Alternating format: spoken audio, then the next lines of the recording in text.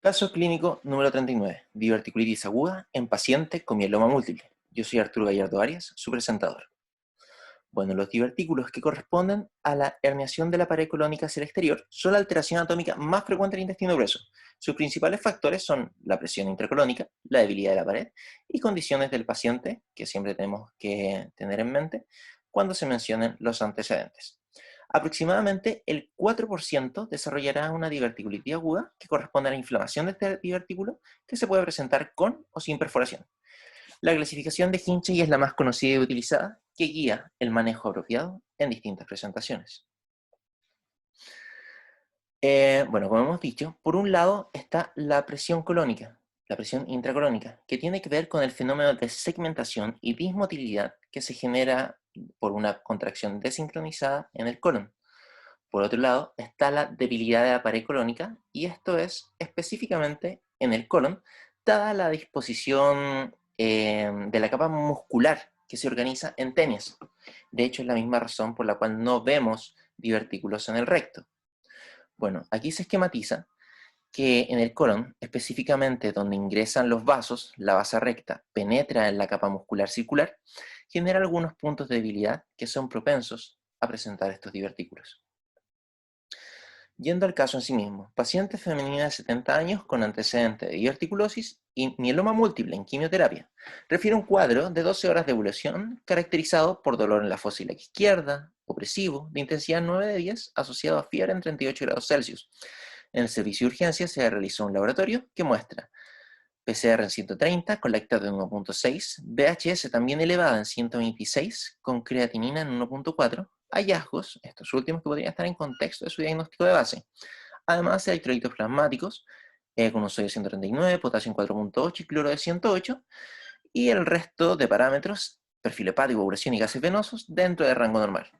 Se realizó la imagenología que mostró signos de peritonitis localizada en la pelvis, posiblemente secundaria a la diverticulitis aguda perforada, con colección hidroaérea en fondo de saco recto uterino, 58 por 31 milímetros, y leve cantidad de líquido peritoneal. Se interpretó inicialmente con una diverticulitis aguda Hinchey 2, por lo cual se indicó tratamiento antibiótico y un eventual drenaje por radiología intervencional, quedando la paciente hospitalizada. Sin embargo, previo y en la espera del procedimiento, evolucionó con cambio en las características del dolor, el cual se volvió más difuso, de mayor intensidad, y en el control de parámetros inflamatorios, la PCR, que estaba en 130, había subido a valores de 352. Motivos suficientes que, sumados al contexto de paciente inmunosuprimida, apoyaron recatalogar la enfermedad como diverticulitis aguda Hinchey 3. Por lo tanto, se realizó una cirugía de Hartmann, procedimiento que se llevó a cabo sin incidente, y dentro de los hallazgos destaca peritonitis purulenta en 4 cuadrantes con colon sigmoides con divertículo con perforación macroscópica, una prueba neumática que fue positiva con salida de posiciones, y se le realizó un cultivo de líquido peritoneal que aún está pendiente de resultado. Evolucionó en el postoperatorio de manera estable, con gran alivio sintomático, y con seguimiento ambulatorio para planificar la reconstitución del tránsito. Aquí tenemos de manera esquemática lo que es la cirugía de Hartmann, que es el procedimiento indicado en estos casos, que corresponde a una cirugía en donde se reseca el sigmoides, que era el segmento comprometido en este caso. A proximal se deja una colostomía terminal y a distal se deja un muñón rectal. Este procedimiento para disminuir la probabilidad de posibles filtraciones. Ya para ir redondeando, la diverticulosis es un hallazgo muy frecuente en la población, eso hay que tenerlo claro, pero de todos ellos, en baja proporción va a presentar síntomas y usualmente la mayoría va a tener buena respuesta al manejo médico. Sin embargo, la diverticulitis aguda tiene distintas presentaciones y una evaluación clínica es fundamental para poder ver qué pacientes podrían evolucionar tórpidamente, como es el caso que hemos presentado en esta presentación. Además, el laboratorio de imágenes van a ser indispensables si queremos ofrecer el tratamiento óptimo para un paciente. Todo esto en el agudo, pero no olvidemos que estos pacientes van a requerir un seguimiento, un manejo posterior, usualmente 6 a 8 semanas después del cuadro agudo.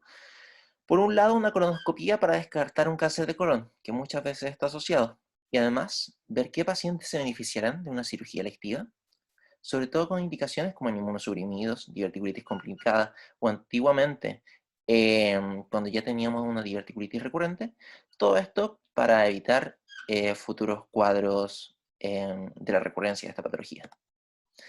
Aquí tenemos un algoritmo que simplifica el tratamiento. Diverticulitis aguda simple, la mayoría con un tratamiento médico ambulatorio va a andar bien. Sin embargo, si tiene factores de riesgo o elementos que nos hagan sospechar que el paciente va a evolucionar tórpidamente, debemos hospitalizarlo para su monitoreo continuo. Cuando tengamos una diverticulitis aguda complicada, o sea, perforada, por un lado contenida, o sea, Hinchey 1 y 2, estamos frente a abscesos. Ellos también van a responder bien al tratamiento médico, haciendo la salvedad que cuando estos abscesos sean de mayor tamaño, usualmente, utilizando como corte los 3 centímetros, hay que considerar la punción percutánea. Todos estos cuadros, si es que evolucionan de manera tórpida, el paciente se ve comprometido, ya sea en su hemodinamia, o no está respondiendo bien, con mal manejo del dolor, o quizás con alguna disfunción orgánica, hay que considerar la cirugía de urgencia. Diferente es el caso de una diverticulitis aguda complicada, que ya llega con una perforación libre, con una peritonitis, ya sea purulento fecaloidea, Hinchey 3 y Hinchey 4, en los cuales hay que ofrecer la cirugía de urgencia como manejo primario. Concluyendo, la diverticulitis aguda es un espectro de enfermedad. Tenemos desde cuadros leves hasta incluso fulminantes, y no olvidemos la progresión que pueden tener estos pacientes, sobre todo algunos grupos particulares. Resulta fundamental la sospecha y vigilancia clínica para así disminuir la mortalidad en agudo y lograr evitar futuras recurrencias. Muchas gracias.